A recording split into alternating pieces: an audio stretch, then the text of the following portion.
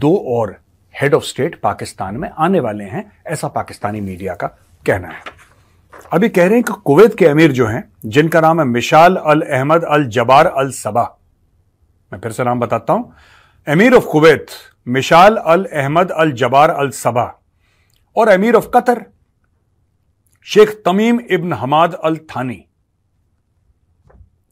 तो कुवैत के और कतर के दोनों के जो अमीर हैं, यानी कि टॉप शेख हैं, जो बादशाह हैं, रूलर हैं, उन्होंने शहबाज शरीफ का इनविटेशन एक्सेप्ट करा कि हाँ हम जरूर पाकिस्तान आएंगे। तो पाकिस्तान को लग रहा है कि ये बुलाने से बड़ी हमारी डिप्लोमेसी तगड़ी हो गई। दोस्तों अभी तक वो पहुंचे नहीं हैं, और आज मैं एक प्रिडिक्शन करना चाहता हूं आपके सामने। मैं प्रिडिक्शन करना चाहता हूं कि होगा क्या जब वो आएंगे। मैं चाहता हूं, और खासतौर से पाकिस्तानी भाई बहन जो देख रहे हैं वीडियो, वो सेव कर लें इस वीडियो को, ठीक है ना। इसमें कोई यहूदी की साजिश नहीं है, इसमें कोई हिंदू की साजिश नहीं है, कोई भारत और इजराइल और अमेरिका बैठ के आपके खिलाफ साजिश नहीं कर रहे। दो मुस्लिम देशों के हेड, दो मुस्लिम देशों के लीडर, दो अमीर मुस्लिम देशों के लीडर जो कि तेल में तैर रहे हैं एक्चुअली, वो पाकिस्तान आने की बात कर रहे हैं। अब वो बात क्या होगी ये मैं आपको अभी से बता देता हूं। मैं पहले ही से आउट कर देता हूं क्या बात होगी। यही चीज मैंने अरबों के बारे में बोली थी, यही चीज मैंने और लोगों के बारे में भी बोला था। तब पाकिस्तानियों ने बड़ा, आपको पता ही नहीं है, आप पाकिस्तान की तरक्की से जलते हैं।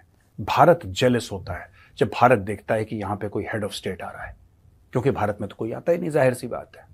ऐसा पाकिस्तानी सोचते हैं। कई पाकिस्तानियों ने मुझे करीब 20-30 मैसेजेस ऐसे मिले होंगे इस वीडियो के बाद कि जी मैं यहां से बोल रहा हूं और आपको क्यों, अगर पाकिस्तान में कुछ अच्छा हो रहा है तो आपको क्यों बुरा लगता है। देखिए मुझे कोई बुरा नहीं लगता, प्रॉब्लम यह है कि आपके साथ अच्छा नहीं हो रहा है। ये आ रहे हैं आपको लूटने के लिए, और आपको अच्छा लग रहा है इस चीज का कि भाई ये हमें लूटने के लिए आ रहे हैं। अब जैसे मैंने बात करी थी रेकोडेक की, जब ये शेख आए थे सऊदी अरब से, तब भी मैंने रेकोडेक के बारे में बोला था। लोग पाकिस्तानी अरे आ रहे हैं, शेख इन्वेस्ट करेंगे। कोई इन्वेस्ट नहीं कर रहा पाकिस्तान में। किसी को पागल कुत्ते ने नहीं काटा है कि वो पाकिस्तान में इन्वेस्ट करे। कोई इतना बावले का बच्चा पैदा नहीं हो रहा है यहां पे जो कह रहा है कि हम पाकिस्तान में इन्वेस्ट करें। अच्छा, काफी लोगों ने ये भी पूछा कि मेजर आप रेकोडेक ये है क्या। देखिए कोई कुछ नहीं है रेकोडेक। बेसिकली क्या है कि बलूचिस्तान में ये एक डिस्ट्रिक्ट है जिसका नाम है चगाई।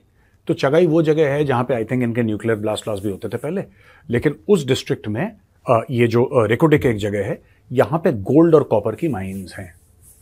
और कई लोग ऐसा कहते हैं कि दुनिया के टॉप अगर 10 या टॉप 5 माइंस ले लें गोल्ड और कॉपर की, कहां है तो रेकोडेक की हैं। लेकिन ऐसा पाकिस्तान में कई बार सुनने में आया, तो मुझे नहीं पता ये बात सच है कि झूठ है। मैं आपको फ्रैंकली बताऊं, क्योंकि पाकिस्तान में अक्सर लोग बोल देते हैं ऐसा।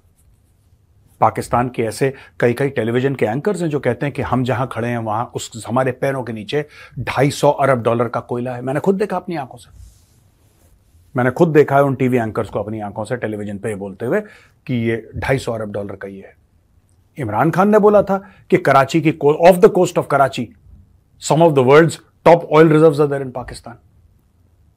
एक पाकिस्तानी आर्मी ने एक आदमी को प्रोजेक्ट करा था, पाकिस्तानी फौज ने, बहुत पहले ISPR ने उसको प्रोजेक्ट करा था। फिर एक दिन उन्होंने हाथ पीछे हटा लिया।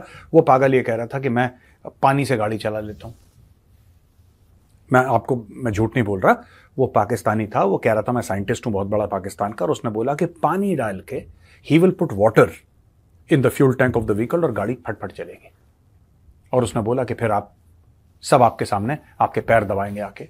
जो बड़े बड़े अरब शेख हैं वो सब लाइन लगाएंगे कि पाकिस्तान में ऐसी टेक्नोलॉजी है जिससे पानी से गाड़ी चलती है। ये सब पाकिस्तान में बड़ा नॉर्मल है। तो रेकोडेक भी वैसा ही एक खेल है। मैं आज आपको बता दूं, अगर रेकोडेक में इतना सोना होता, अगर रेकोडेक में इतना कॉपर होता जितना पाकिस्तानी बोलते हैं, जितना पाकिस्तानी मीडिया बोलता है, तो पाकिस्तान आज दुबई होता।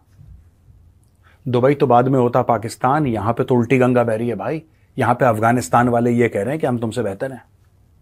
बांग्लादेश ने इतने पीछे छोड़ दिया पाकिस्तान को कि अगर बांग्लादेश गाड़ी चला रहा हो ना, उदाहरण दे रहा हूं, एग्जांपल दे रहा हूं, फर्ज कीजिए बांग्लादेश गाड़ी चला रहा है तो पाकिस्तान रियर व्यू मिरर में नहीं देखता कितने पीछे छूट गया। लेकिन कहने वाली बात है। अच्छा, अब ये कुवैत और ये कतर के जो शेख आ रहे हैं, ये काहे के लिए आ रहे हैं दोस्तों? ये आ रहे हैं खरीदारी करने के लिए। जैसे रिकोडिक का 15% अरबों ने खरीद लिया, अब ये बाकी अरब आए हैं लेने के लिए। और पाकिस्तान ऐसा कर क्यों रहा है? और अगर पाकिस्तान में ऐसा इन्वेस्टमेंट करना है तो यूरोपीय देश क्यों नहीं आ रहे? Why aren't European countries investing? Why is America not investing? Why is Australia not investing? Why is Canada not investing? Why is New Zealand not investing? Why are all these big countries जो G7 की हैं, वो क्यों नहीं invest कर रही हैं आंखें यहां पे? ये क्यों नहीं इन्वेस्ट कर रही हैं आप ये बताइए? इसके पीछे कारण मजहब है। अब मैं आपको बताता हूं क्या स्टोरी है मजहब की। दोस्तों, ऐसा है कि एक ना एक दिन पाकिस्तानी कौम जो सो रही है, नींद में है, वो जागेगी और उस दिन ये कौम पूछेगी कि हमारे वसाइल तुमने किसको बेचे हैं। तो आपके पास एक स्टोरी होनी चाहिए। आप ये नहीं कह सकते कि हमने अमेरिका को बेच दिया, फिर आप अमेरिका के टट्टू बन जाएंगे, आप अमेरिका के एजेंट बन जाएंगे। आप ये नहीं कह सकते कि हमने इंग्लैंड को बेच दिया, फिर आप गोरे के एजेंट बन जाएंगे। आप ये नहीं कह सकते फ्रांस को बेच दिया, आप ये नहीं कह सकते कि कनाडा को बेच दिया। लेकिन अगर आप बेचेंगे किसी शेख को, तो आप ये कह सकते हैं कि कोई बात नहीं यार, असी भी मुसलमान थे तो से भी मुसलमान। टोटल स्टोरी यही है दोस्तों पाकिस्तान के एसेट्स बेचने की। मैं आपको आज बता रहा हूं, आपको अगर अटपटी बात लगती है आप नोट कर लेना। ये क्यों बेच रहे हैं ये अरब शेखों को? क्यों यूरोप का कोई देश आके ये नहीं बोल रहा? जैसे रेकोडेक खरीदा, इन्होंने बोला सऊदी अरब को आ जाओ, राइट? अगर वहां पे इतना सोना है और इतना कॉपर है, राइट, तो एक्सकवेशन का वहां से, भाई वो जमीन अगर ले रहा है, वो एरिया ले रहा है, तो वही लेगा ना जिसको एक्सपीरियंस है निकालने का। साउथ अफ्रीका को है एक्सपीरियंस, आपने बुलाया साउथ अफ्रीका को। यूरोप को है एक्सपीरियंस, दुनिया भर में जाके निकालते हैं वो, आपने बुलाया उनको। अमेरिका को एक्सपीरियंस, आपने बुलाया? आपने नहीं बुलाया। आपने जानबूझ के मुसलमान देशों को, क्योंकि पैसा आपने वही मिलना है आपको, अगर आपने जो प्राइस फिक्स कर रखा है आपको पैसा वही मिलना है और आपके लिए सेफ है। आपसे मेरी मुराद जो पाकिस्तानी हुक्मरान है, आपके लिए सेफ है। कल आप बोलेंगे अरे वो मुसलमान देश है यार, तो क्या हुआ? फिर आप ये कहानी सुनाएंगे कि पूरा आलम इस्लाम एक बदन की तरह है, एक शरीर की तरह है, पैर को अगर दर्द होता है तो सर को भी वो दर्द महसूस होता है। फिर आपको ये कहानियां सुनाने में आसानी होगी। कभी भारत से बड़ी पावर था पाकिस्तान, आज हर जगह है भीख के कटोरे की चर्चा। पाकिस्तान इस कदर कर्ज के बोझ तले दबा है कि उसके पास सरकारी खर्चों के लिए भी पैसा नहीं है। इस बदहाली से निकलने के लिए उसे बार बार सऊदी अरब, संयुक्त अरब अमीरात, तुर्की और चीन जैसे देशों के सामने हाथ फैलाने पड़ते हैं। सऊदी अरब और चीन के बाद पाकिस्तान की बदहाली पर तरस खाकर यूएई भी उसकी मदद के लिए आगे आया है। यूएई ने कहा है कि पाकिस्तान को इस हालत से निकालने के लिए वो $10 बिलियन की मदद करेगा। हालांकि ये मदद निवेश करके की जाएगी। पाकिस्तान के प्रधानमंत्री शहबाज शरीफ यूएई के दौरे पर हैं। गुरुवार को राष्ट्रपति शेख मोहम्मद बिन जायद से मुलाकात कर उन्हें यह बताया गया कि किस तरह से बदहाली के दौर से पाकिस्तान गुजर रहा है। उसके बाद यूएई के राष्ट्रपति मदद के लिए तैयार हो गए और $10 बिलियन की मदद का ऐलान किया। अगर हम 63 साल पीछे मुड़कर देखें तो पाकिस्तान की हालत ऐसी नहीं थी। बंटवारे के बाद 30 साल तक उसकी विकास दर ऊंचाइयों पर थी, लेकिन 1992 के बाद चीजें बदलनी शुरू हो गई। भारत आगे निकल गया। साल 2020 में भारत और पाकिस्तान की ग्रोथ रेट में बड़ी तेजी से गिरावट देखी गई और ये आंकड़ा नेगेटिव में चला गया। आज पाकिस्तान के पास कुछ नहीं है सिवाय अपनी चीजों को बेचने के अलावा।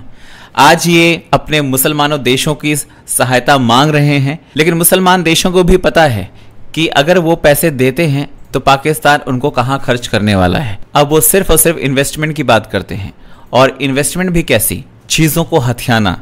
इनके अपने ही जिनको ये मानते हैं वह अब इनसे चीज़ें इसी तरह से हथियाएंगे, कब्जा जमाएंगे, और एक दिन आएगा कि पाकिस्तान के पास उसका खुद का कुछ नहीं रह जाएगा। आपको क्या लगता है? कमेंट करके बताएं। चैनल पर अगर नए हैं तो चैनल को सब्सक्राइब जरूर करें, इस वीडियो को लाइक करें और शेयर करें।